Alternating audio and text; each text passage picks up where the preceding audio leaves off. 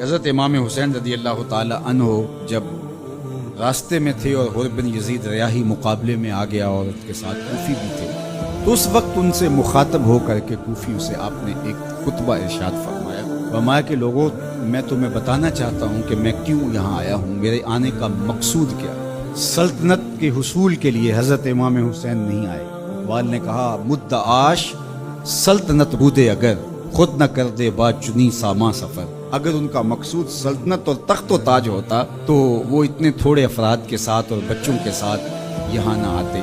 ان کا مقصود یہ نہیں تھا۔ ان کا مقصود کیا تھا اور وہ کیوں آئے تھے، ذرا ان کے کلمات سنیے، اس سے آپ کو فلسفہ شہادت حسین بھی سمجھ میں آئے گا اور امام حسین رضی اللہ تعالی عنہ کے قیام کا مقصد بھی سامنے آئے گا۔ ہم تو یزید کے اس لیے خلاف ہیں کہ اس نے امام حسین رضی اللہ تعالیٰ عنہ کو شہید کیا ہے، وہ قاتل اہل بیت ہے، لیکن جب امام حسین رضی اللہ تعالیٰ عنہ یزید کے مقابلے میں کھڑے ہوئے تھے اس وقت تو وہ قاتل اہل بیت نہیں تھا۔ یہ جرم تو اس کے نامہ سیاہ میں بعد میں آیا۔ جب وہ کھڑے ہوئے تھے تو ان کے نزدیک تو یہ بات نہیں تھی جو ہمارے نزدیک ہے۔ امام حسین رضی اللہ تعالیٰ عنہ ان کے آیان و انصار کا قتل کرنا بہت بڑا جرم ہے اور اس وجہ سے بھی ہم یزید کے خلاف ہیں، لیکن اس کی دوسری وجہ وہ ہے جس وجہ سے امام حسین یزید کے خلاف تھے، ہم بھی اسی وجہ سے یزید کے خلاف۔ اب وہ کیا وجہ تھی جو امام حسین رضی اللہ تعالی عنہ نے بیان فرمائی؟ یہ کوئی مبہم وجہ نہیں ہے، یہ زمانے تک پہنچی نہیں ہے۔ یہ الگ بات ہے کہ کربلا کو ایک کہانی اور ایک قصہ بنا کر کے جو ہے وہ لوگوں کے اندر مروج کیا گیا اور اس کی معنویت، اس کی حقیقت اور اس کی مقصدیت پر پردے آ گئے۔ سنو امام حسین رضی اللہ تعالی عنہ نے کیا فرمایا، الا وَإِنَّ هَؤُلَاءِ قَدْ لَازِمُوا طَاعَةَ الشَّيْطَانِ۔ میں اس لیے کھڑا ہوا ہوں، اس لیے میدان عمل میں موجود ہوں، بچوں، بوڑھوں اور جوانوں کے ساتھ، دودھ پیتے شیرخواروں کے ساتھ میں اس لیے میدان عمل میں آیا ہوں کہ یزید اور پوری یزیدیت قد لازموا طاعۃ الشیطان، انہوں نے شیطان کی اطاعت کو قبول کر لیا ہے، وترکوا طاعۃ الرحمن، اور رحمان کی اطاعت کو ترک کر دیا ہے۔ اب جب رحمان کی اطاعت کو ترک کر دیا جائے اور شیطان کی اطاعت کو لازم کر لیا جائے تو حسین پھر بھی نہ کھڑا ہو تو پھر نبی کے لعاب کا اور فاطمہ کے دودھ کا اثر نظر کب آئے گا؟ اللہ اکبر۔ اہل بیت کو سفینہ نوح کی مثال قرار دیا اور وہ کشتی ہیں، اور جب طوفان آئیں گے تو کشتی اس وقت کام دے گی۔ اگر کوئی فوج میں بھرتی ہو اور جب جنگ لگے تو اس وقت وہ چھٹی پہ چلا جائے تو یہ سوائے لطیفے کی اور کیا ہو سکتا ہے؟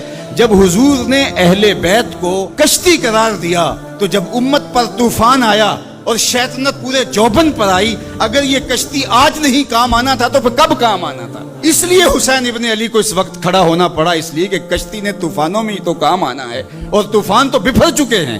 انہوں نے قد لازموا طاعۃ الشیطان، شیطان کی اطاعت کو لازم کر لیا تھا، وترکوا طاعۃ الرحمن، اور رحمان کی اطاعت کو ترک کر دیا تھا، وَأَظْهَرُ الْفَسَادِ، اور فساد بپا ہو گیا تھا، وَأَطَّلُوا الْحُدُودِ، حدود شرعی کو معطل کر دیا گیا ہے، وَأَحَلُّوا حرام اللہ وَحَرَّمُوا حَلَالَهُ، اللہ نے جن چیزوں کو حلال کیا ہے اس نے حرام کر دیا اور جس کو اس نے حرام کیا اس نے اس کو حلال کر دیا۔